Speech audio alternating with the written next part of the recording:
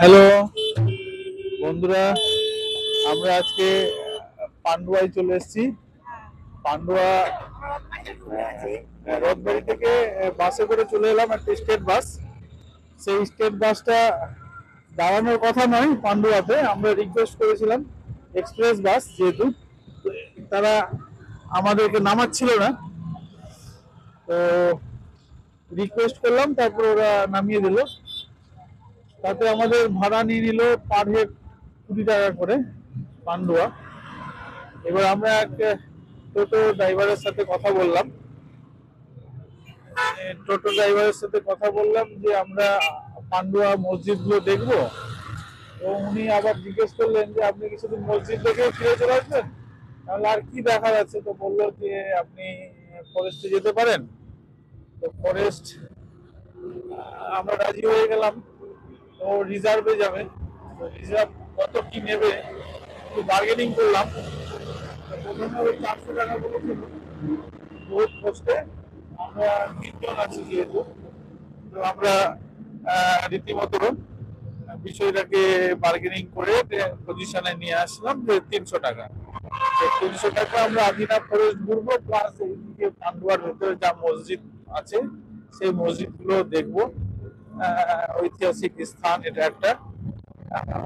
মুঘল সাম্রাজ্যের আগে যখন সুলতানি সাম্রাজ্য চলছিল, দিল্লির সুলতানি সাম্রাজ্য, তখনকারই স্থাপত্যগুলো এই স্থাপত্যগুলো নির্মাণ হয়েছিল। সেই সময়কারই একটা ঐতিহাসিক জায়গা। এখন আর এখানে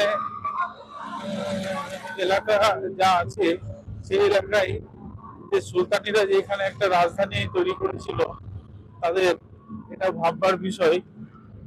অর্থাৎ বেঙ্গলটাকে নিয়ন্ত্রণ করার জন্য তারা এখানে একটা প্রশাসনিক ক্ষেত্র হিসাবে তারা তৈরি করেছিল। এবং এখানে যে মসজিদগুলো তারা তৈরি করেছিল, সেই মসজিদগুলোতে যেহেতু সুলতানি সাম্রাজ্য মুসলমান সাম্রাজ্য, তো তাদের তো ধর্মীয় আকার প্রকারণ যা আছে তা পালন করার জন্য তারা এই মসজিদও তৈরি করেছে, থাকার জায়গা তৈরি করেছে। তো চলুন বন্ধু, আমরা এগুলোকেই পুঙ্খানুপুঙ্খ দেখবো, দিয়ে পরের ভিডিওতে আপনাদেরকে ছাড়বো। আমরা এখন ন্যাশনাল বোর্ড দিয়ে যাচ্ছি আদিনা ফরেস্ট। পান্ডুয়া থেকে আমরা রওনা দিয়েছি। 2 কিলোমিটার পথ আছে, সেই টোটো করে যাচ্ছি এবং সেখানে ঘন্টা দুয়েক নাকি লাগবে। আদিনা ফরেস্ট দেখবো, ওখানে ডিয়ার আছে, ডিয়ার পার্কও আছে, সেইগুলো আমরা দেখে টেকে নিয়ে সেখানে সামান্য ভিডিও আপনাদের জন্য রাখবো। আমরা জানালে দেবো আপনাদের জন্য। এখন আমরা থ্যাংক ইউ সবাইকে।